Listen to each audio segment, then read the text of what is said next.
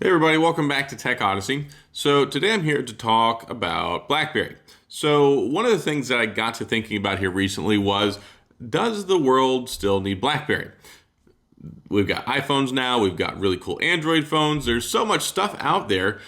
Most of the world has kind of left them behind. I mean, of course, they're not making any more devices, but the question that we need to ask ourselves, and that they're probably asking, is do we still need BlackBerry phones out in the world? Will they still sell? Is it something that people still want, and why? And that's what I want to tackle in this video. So before we get into that though, I do want to say, if this is your first time stopping by the channel, I appreciate you being here. If you enjoy the video, please hit the like and the subscribe button and the little notification bell so you can get updates when new videos come out.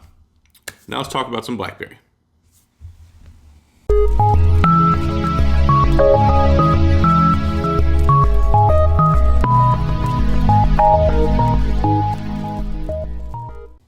All right, so does the world still need BlackBerry? And to answer that question, we have to ask ourselves, what is BlackBerry? So, of course, BlackBerry was very innovative when it came to smartphones, and they were pretty much kind of the first real smartphone on the market. They had apps, they had their own operating system. There was so much that the world took from them and learned that we got in Android and in iOS. So that kind of leveled the playing field out. We had BlackBerry 10, we had Android, and we had iOS all operating at the same time. So where did they go wrong? Because two of these are still here, and one of them is very quickly going the way of the dodo. And I am as upset about that as many people who are BlackBerry fans, because I love the devices. So when we look at BlackBerry, there's three key things that I think of whenever it comes to BlackBerry. And one is the keyboard. So we've got the BlackBerry Passport here. You can see this iconic keyboard. I've got the BlackBerry Key 2 here, which is an Android version. It also has a keyboard on it. And I've got so many different BlackBerries. I've got the Key 1, I've got my Q10 here. As you can see, they all have one thing in common, and that is a keyboard. So whenever BlackBerries were in their heyday, there was no real alternative solution that gave you a really good touch typing experience on the screen. They were terrible. So it made sense that you could type away on this like a dream, super fast, super accurate, and also had some smart functionality, or you could try and hand jam on a terrible LCD display that just wasn't up to snuff. So as technology got better, and then with the advent of the iPhone, it got really, really easy to type on a touchscreen. So much so that people prefer that over having a physical keyboard like this, because as you can see here, it kind of takes up screen real estate. So if you look at a modern phone, and this is relatively modern for these purposes, we've got the iPhone 8 Plus versus the BlackBerry Key 2. You can see there's a significant amount of real estate over here on this screen versus this one. Quite a bit more, actually. So people kind of tend to lean towards having a full-size screen because you have more real estate. And one thing that's changed over the last 10 years since BlackBerry was in prominence was social media and media consumption. Back then, you might have a 1 gigabyte data plan. You might have had a 2 gigabyte data plan, a 3 gigabyte. You might not even had a data plan. So looking back like 10 years ago, there wasn't a whole lot of watching YouTube, hanging out on Instagram, Pinterest, Facebook, and MySpace used very little data. So a lot of the things that were on your phone were really geared towards productivity. They were geared towards communication and a long-lasting battery. So when you had the BlackBerry that would last you all day, you could type like a champ on it. It had its wonderful BlackBerry security, BlackBerry Messenger, all of those things. It was a very attractive device. But now when you look nowadays, all of that stuff is duplicated. There's so many different alternatives out there that you can get on Android and that you can get on iPhones, which is kind of why BlackBerry 10 died out. It just didn't have the app support. People wanted to be able to use Instagram. They want to be able to use Pinterest. They want to use, you name it, XYZ, all the different social media services. And BlackBerry 10 wasn't really about that. There were some social media apps on there, but they tried to get that stuff spun up too little, too late, because BlackBerry was always really hedged in the government sector, in privacy and security, in large scale enterprise, not the consumer market. And BlackBerry thought that forever they were going to have their little enterprise security communications nut, and nobody was going to be able to take it, and they sat there on it too long and it got taken. So that's kind of one thing. So talking about all that, back to the keyboard, it wasn't really something that people wanted anymore. It was one thing for somebody like me who loves typing on a keyboard, but if there are other solutions that give you larger screens with smaller bezels, with more power and all of the access to media that you want, why would you want this? So I think as far as market appeal, the keyboard just doesn't draw people in like it used to. And this is very obvious. I mean, I'm not telling you anything that you don't know here.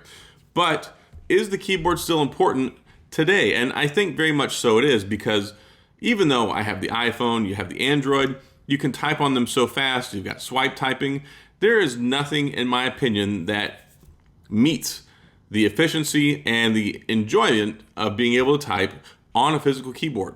Plus, you get all the multi-layers of hotkeys and all that good stuff that you can do on here for multitasking, especially since it's touch sensitive. So I think that's very relevant still for people who care about, one, typing. I use my phone primarily as a communications tool. Yes, I also use things like Instagram and Pinterest, and, well, not Pinterest. I don't use that. My wife uses a lot of Pinterest. But I use Instagram. I use a lot of Twitter. And primarily still, most of my experience revolves around typing all the time. Typing accurately, typing efficiently, using proper punctuation and all that good stuff. So this right here still has a lot of allure to me and some other people as well. So yes, I think that the keyboard is still relevant for a certain amount of people, but not largely in society, which is why you don't have people flocking in droves to get these things. It's people that have had the experience, because if you look at someone now who's not used a keyboard before, they just get used to it.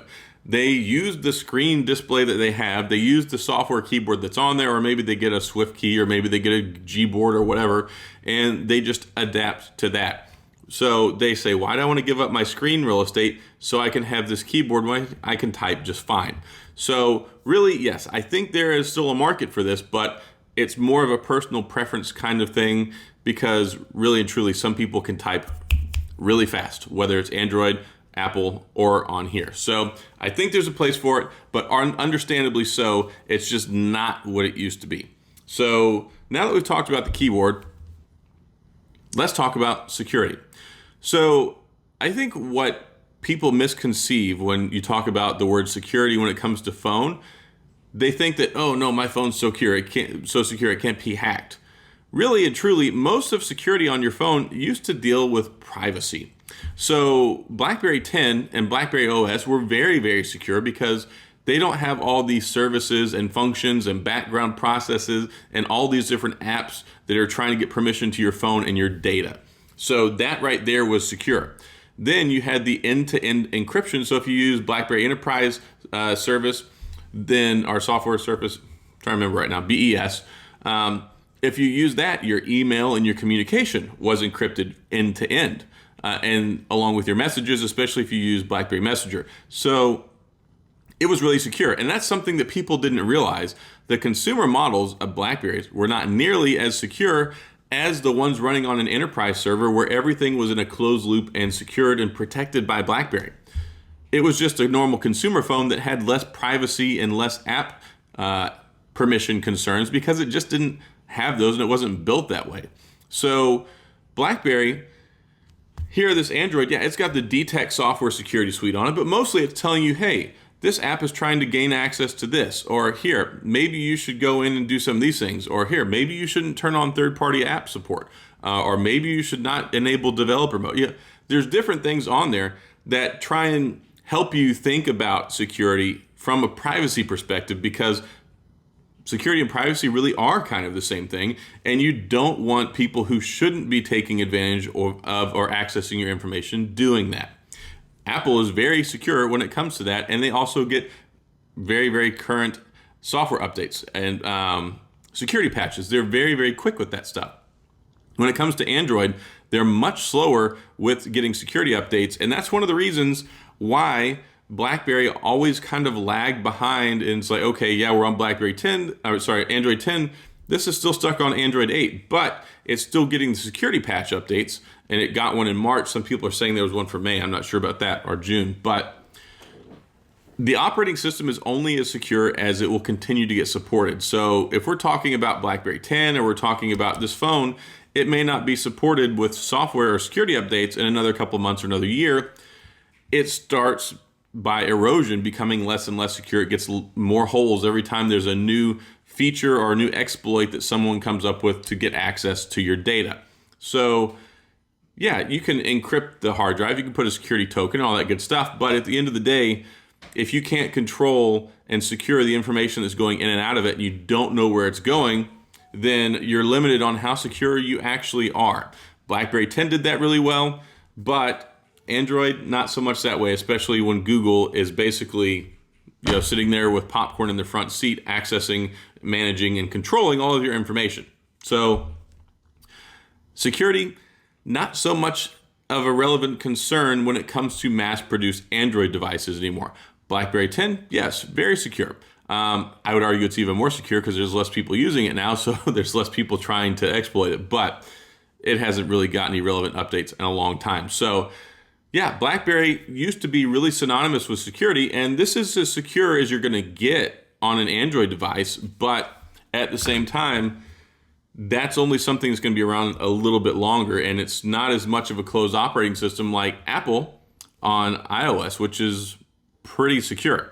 So that's another thing. So BlackBerry, the keyboard, kind of on the way out the door for most people, unless you're someone like me who just loves the keyboard.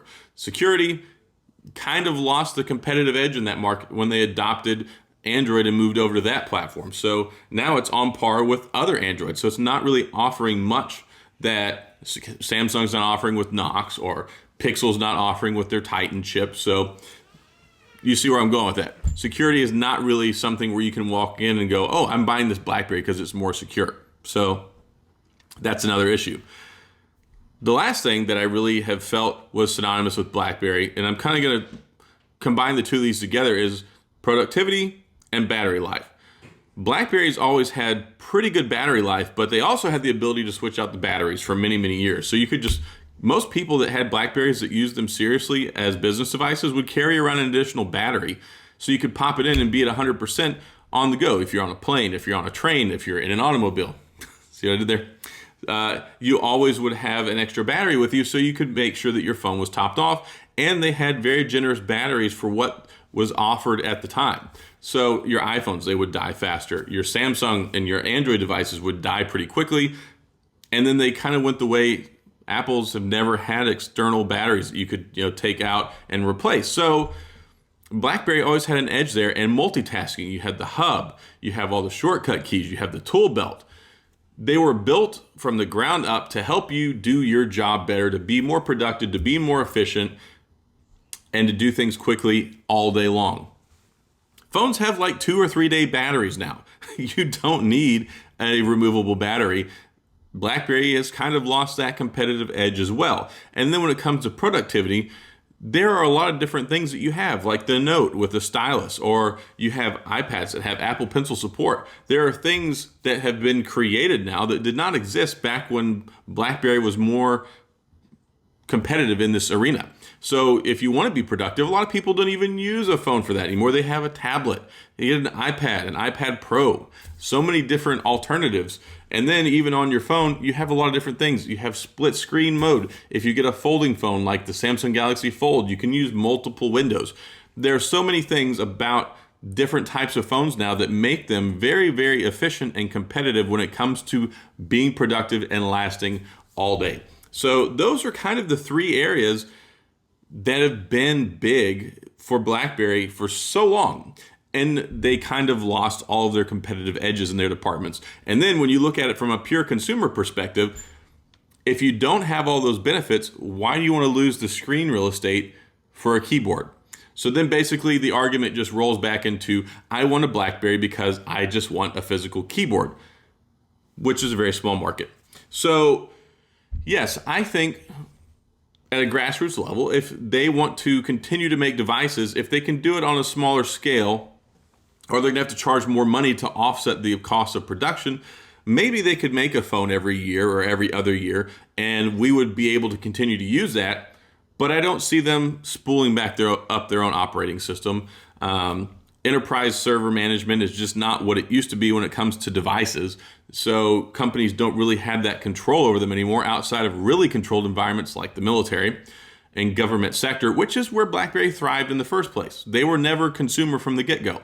So if they want to have their cake and eat it too, they may still be able to operate in the smartphone arena, but it's not, I don't think, going to have the big footprint like it had in the past. And of course, we don't even know if they're going to be around after August, because August 31st, the license ends with BlackBerry Mobile under the TCL licensing agreement. So there are a lot of question marks, but I thought now would be a good time to talk about this, because as much as we love the phones, I mean, we love them a lot. They're great phones. They last. They're built well outside of some of the issues we had with the BlackBerry mobile devices. But with the actual BlackBerry hardware, these things are built like tanks. They last, and you can still use this as a productivity device for emails, Excel spreadsheets, Word documents, all sorts of things, and it still works pretty darn well.